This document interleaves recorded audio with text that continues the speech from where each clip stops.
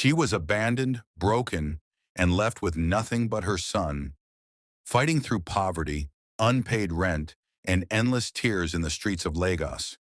But she refused to give up. Stitch by stitch, dream by dream, she rose again.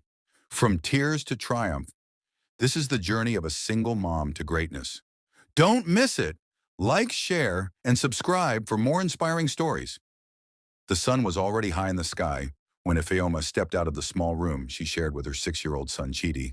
Their house was an old Face Me, I Face You building in Mushin, Lagos. The walls were cracked, the roof leaked whenever rain fell, and the noise from neighbors never stopped. But for Ifeoma, it was the only shelter she could afford. She tied her faded wrapper tighter around her waist and adjusted the sewing machine placed near the corridor. That machine was her lifeline. With it, she worked as a tailor, making clothes for neighbors, and sometimes repairing torn school uniforms for children in the area. It was not much, but it kept her and her son alive. "Good morning, Mummy," Chidi said in his small voice, rubbing his sleepy eyes. He was still in his worn-out pajamas, but his smile carried light.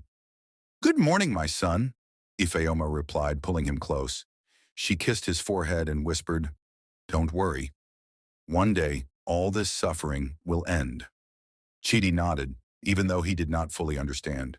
He only knew his mother worked very hard for him, and that was enough. Life had not always been this way. Years ago, Ifeoma had dreams of becoming a fashion designer with her own shop in Lagos Island. She was good with her hands, creative with styles, and people admired her work.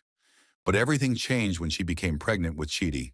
Her husband, Emeka, who had once promised her the world, abandoned her shortly after the baby was born. He left her with nothing but shame and unanswered questions. Since then, she carried the burden of raising her son alone. Many nights, she went to bed hungry so that Chidi could eat. She knew how it felt to borrow money for food, how it felt to hide from the landlord because rent was overdue, and how it felt when customers refused to pay after collecting their clothes. Each struggle left her weaker, yet stronger at the same time. As she prepared breakfast of gari soaked in water with a little sugar, she thought of how life had humbled her. Sometimes she cried silently when Chidi was asleep, but every morning she wiped her tears and faced the world again. Her son was her reason to keep fighting. By mid-morning, Ifeoma had already started sewing. A neighbor brought a school uniform for mending. Another woman came with fabric and begged her to sew quickly because a wedding was coming up. Ifeoma accepted, though the payment was small. She knew rejecting jobs meant hunger at night. While she worked, she whispered prayers. "God, please open a way for me. I don't want my child to suffer like this." In the afternoon, she went to the market to buy thread and needles. The busy streets of Lagos were filled with the sounds of shouting traders, honking buses, and music from shops. As she carried her small nylon bag of sewing materials, she wondered if life would always remain this hard.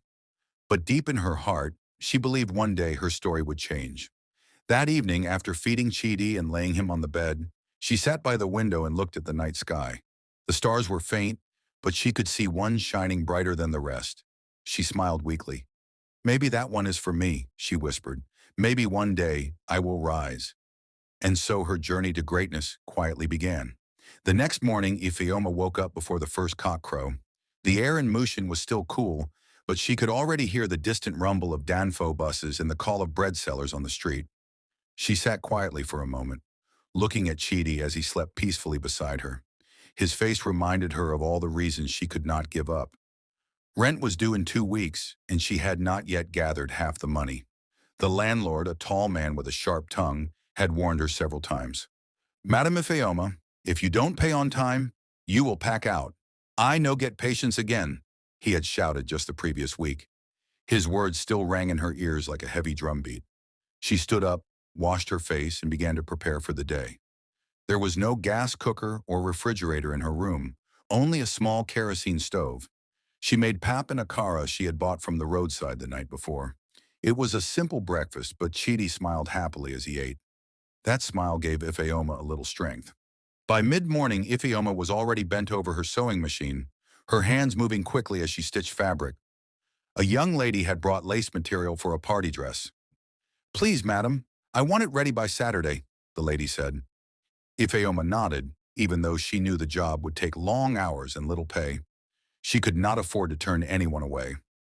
Later in the day, another customer came. He collected his shirt but refused to pay the balance. "Madam, I will give you the money next week," he said carelessly, walking away. Ifeoma wanted to protest, but her voice failed her. She stood there helpless, the small money she had expected gone with the man's empty promise. Frustrated, she sat back at her machine. Her eyes filled with tears, but she quickly wiped them. "Ifeoma, you cannot cry every time," she told herself. "You must be strong." Still, her chest felt heavy, and she wondered how long she could continue like this. That evening, she took Chidi to a small shop near the street corner to buy exercise books for school. The shopkeeper looked at her with pity when she counted coins carefully before handing them over. Ifeoma noticed the look but pretended not to care. She had learned to hide her shame. On their way back, Chidi asked in his innocent voice, "Mummy, why don't we have a big house like some of my friends?" The question pierced Ifeoma's heart. She forced a smile and replied, "One day, we will. You just keep reading your books, my son. I will make sure of it." That night, as she lay on her mat beside Chidi, her mind was restless. Bills, unpaid debts, and the landlord's threats crowded her thoughts. She prayed again, asking God for a breakthrough. She promised herself that she would not allow poverty to crush her spirit. No matter how many times she was pushed down, she would rise again. Though life seemed unfair, Ifeoma believed her story was not yet finished. Somewhere beyond the hardship, she could feel a small light waiting for her. All she had to do was keep moving, one step at a time. The following week began like every other one for Ifeoma. She spent her mornings sewing clothes, her afternoons running small errands in the market, and her evenings preparing Chidi for school the next day. Life was a cycle of work, worry, and survival. But one afternoon, as she sat by her sewing machine on the corridor, a woman named Ngozi stopped by. She was a cheerful customer who always brought fabrics for Ifeoma to sew. Unlike others, Ngozi never argued too much about price and always paid on time. That day, she came with a big smile. "Ifeoma, you are wasting your talent here," Ngozi said, watching her stitch a blouse neatly. "You sew better than many designers on the island. Why don't you open your own shop?" Ifeoma looked up and laughed weakly. "Ngozi, to open a shop in Lagos, you need plenty money. Look at me, I can hardly pay rent." Ngozi nodded thoughtfully. "I understand. But do you know there's a seminar for women this weekend? It's happening in Victoria Island. They will teach about business, small savings, and how to grow even with little capital. You should come." The words lingered in Ifeoma's ears.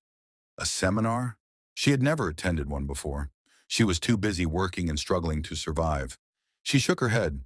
"Ngozi, I don't think I can go. Who will watch Chidi? And besides, transport money alone will finish me." But Ngozi touched her arm gently. "Sometimes, to change your story, you need to take one bold step. Carry Chidi along if you must. Don't miss this chance." That night, Ifeoma could not sleep. She lay on the mat, staring at the ceiling. The thought of sitting in a place where women talked about success in business sounded strange, like something meant for people richer and more educated than her. But deep inside, she felt a small voice whispering, "What if this is the beginning of something new?" On Saturday morning, she dressed in her neatest clothes, a simple gown she had sewn for herself months ago. She tied a clean headscarf, held Chidi's hand, and boarded a Danfo bus heading toward Victoria Island. The bus was noisy with conductors shouting for passengers, and the roads were busy with endless traffic. Still, her heart raced with quiet excitement. When they finally reached the seminar hall, Ifeoma was amazed. The building was big, with bright banners that read, "Empowering Women Building Nations." Inside, the hall was filled with women of all ages. Some looked wealthy, wearing fine suits and gil. Others looked simple, like her. Everyone sat with notebooks, ready to learn.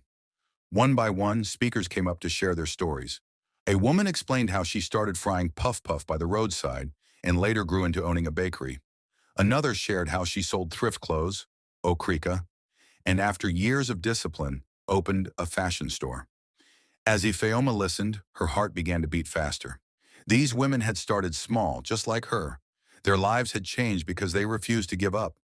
She squeezed Chidi's hand gently and whispered, "One day, I will stand and tell my story too." For the first time in a long while, Ifeoma felt something new inside her. Hope. The seminar hall was buzzing with excitement as the last guest speaker walked to the stage. She was a tall woman, dressed in a simple Ankara gown, with confidence written all over her face. Her name was Mrs. Adesua, a successful entrepreneur who owned several shops across Lagos. She began her talk with a smile.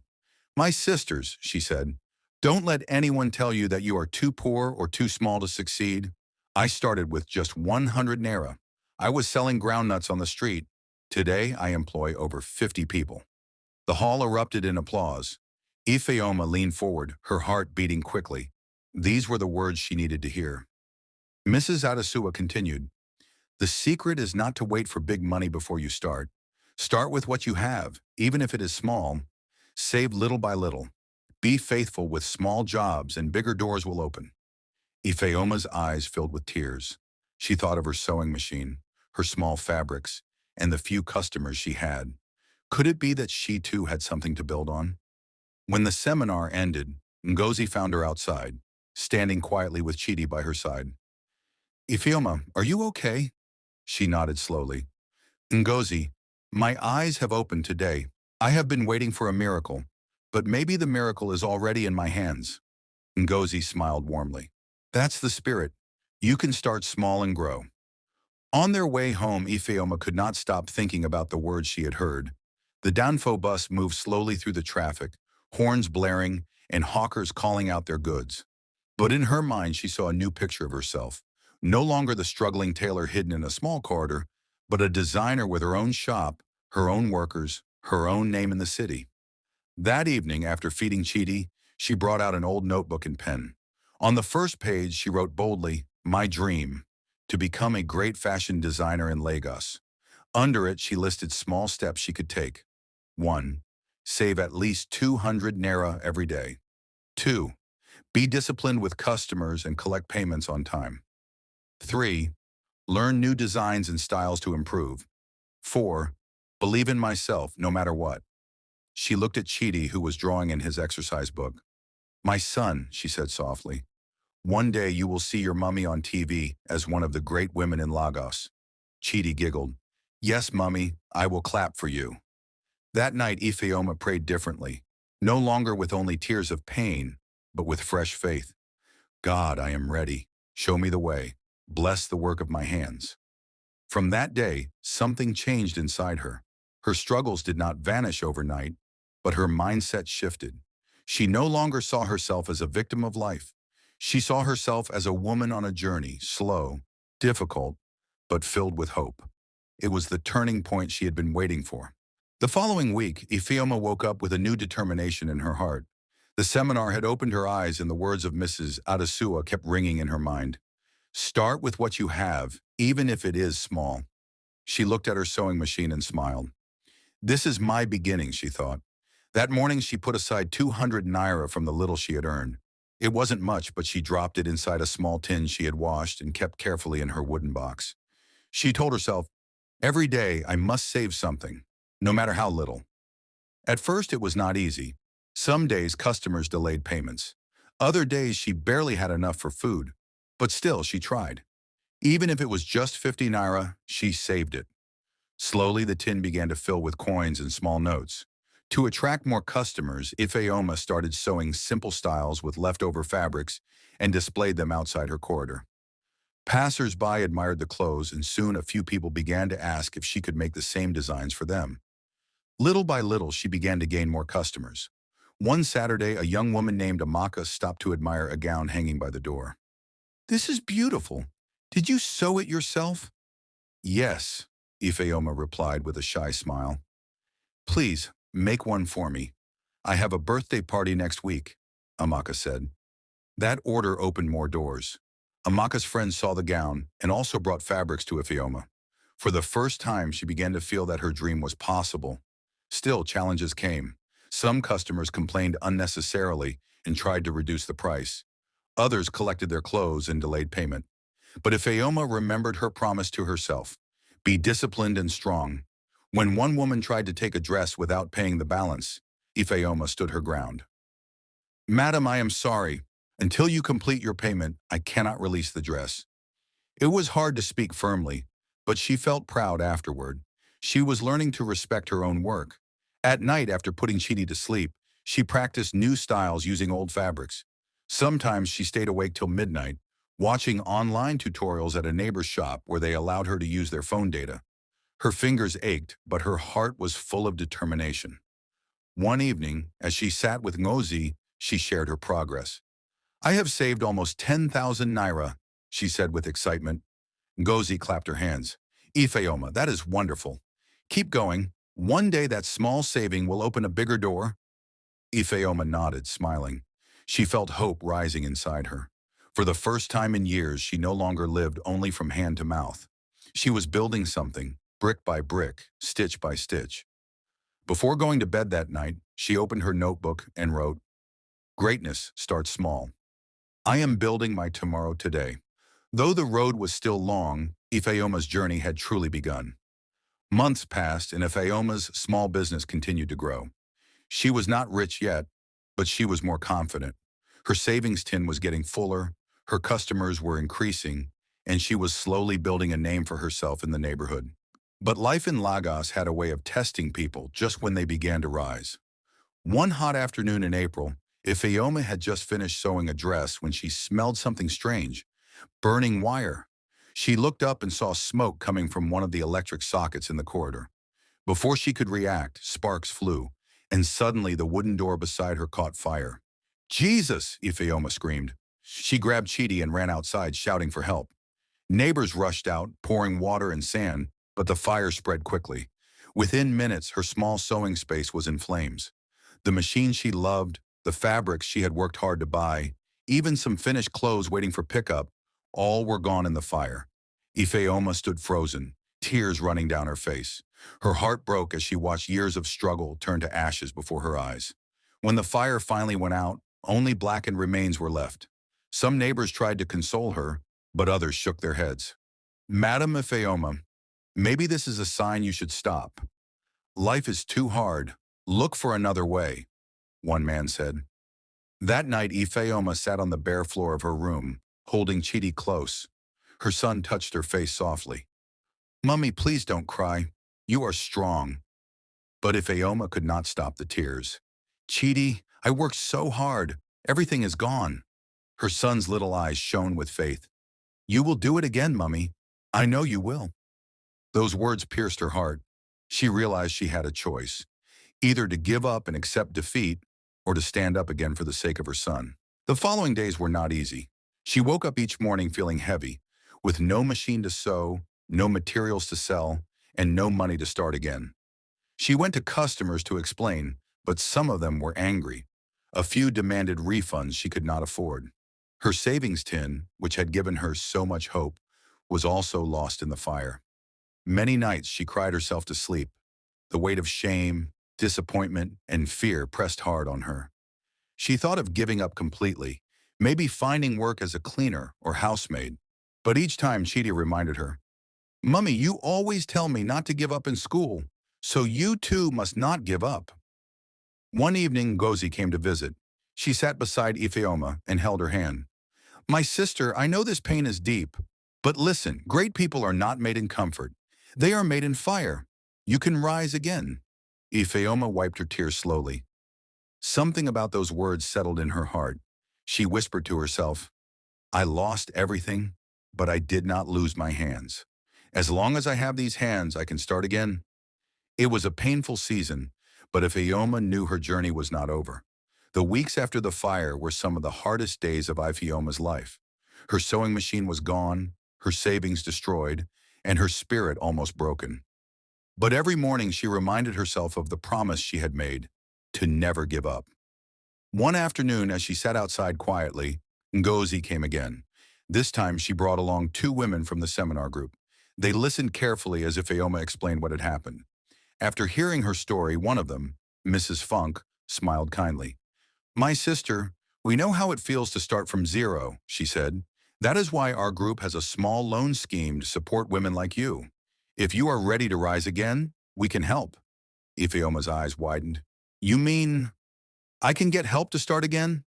Yes, Ngozi replied, squeezing her hand.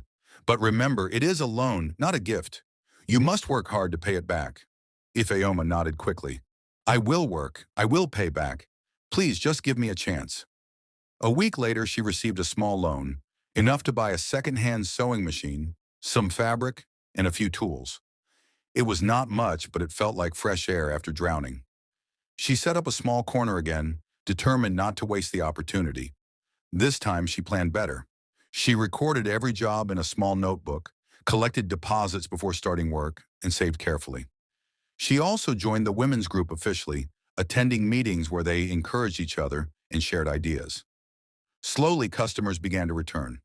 At first, it was just small jobs, hemming skirts, sewing simple blouses, but soon bigger orders came. One day, Amaka returned with 3 of her friends, asking Ifeoma to sew matching dresses for a birthday celebration. By the end of the month, she was not only able to feed Chidi well, but she also saved enough to pay part of the loan. For the first time since the fire, she smiled with true joy. One evening, as she worked late into the night, Chidi sat beside her drawing on his notebook. He looked at her with admiration. "Mummy, you are my hero." Ifeoma's eyes filled with tears. She hugged him tightly. "No, my son. You are my strength. You keep me going." The turning point came when she was invited to showcase her designs at a small community fashion show in Surulere. At first, she felt nervous. Her clothes were not as fancy as those of big designers. But Ngozi encouraged her. "Go and show the world your gift. Talent speaks louder than riches." On the day of the show, Ifeoma presented 3 of her best designs. The crowd admired her creativity and neat finishing. A woman from a local boutique even approached her afterward. "I love your work. Can you supply me small pieces every month?" she asked. Ifeoma's heart leaped. "Yes, Ma, I can." No, that night, as she lay in bed, she thought of how far she had come, from ashes to a fresh beginning. She whispered into the dark, "This is just the start. I will not stop until greatness comes." Years rolled by, and Ifeoma's life slowly transformed. What once looked like a hopeless story had become a testimony of resilience and faith. Her small corner shop in Mushin had grown into a proper fashion studio in Surulere. The name Ifeoma Stitches began to spread among women looking for neat and creative designs.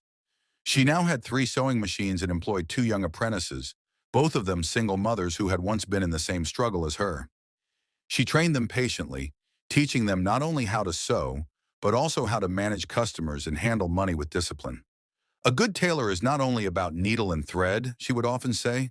"It is about honesty, hard work, and patience." Her journey had not been easy. There were still days when things went wrong.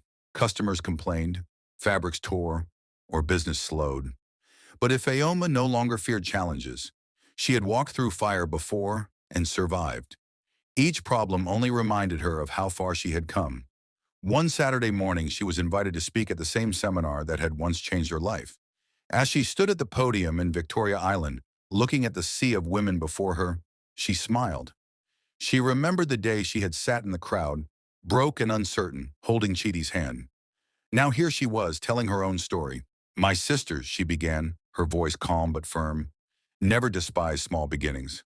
I started with one old sewing machine, no money and plenty tears. Today I employ women and send my son to a good school. The road was not easy, but I refused to give up." The hall broke into applause. Some women wiped their eyes. Ifeoma knew she was not just sewing clothes anymore. She was sewing hope into the hearts of others. At home, Chidi had also grown. No longer the little boy with torn exercise books. He was now in secondary school, studying hard with dreams of becoming an engineer. At his graduation from junior school, he walked across the stage proudly, looking for his mother in the crowd.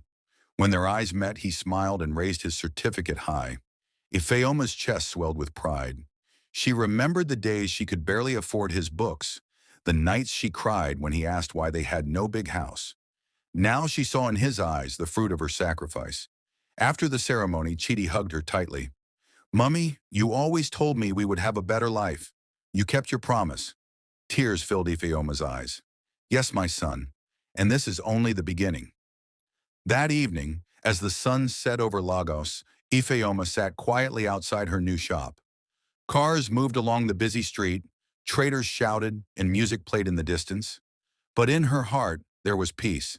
She had not reached the top yet, but she was far from where she started.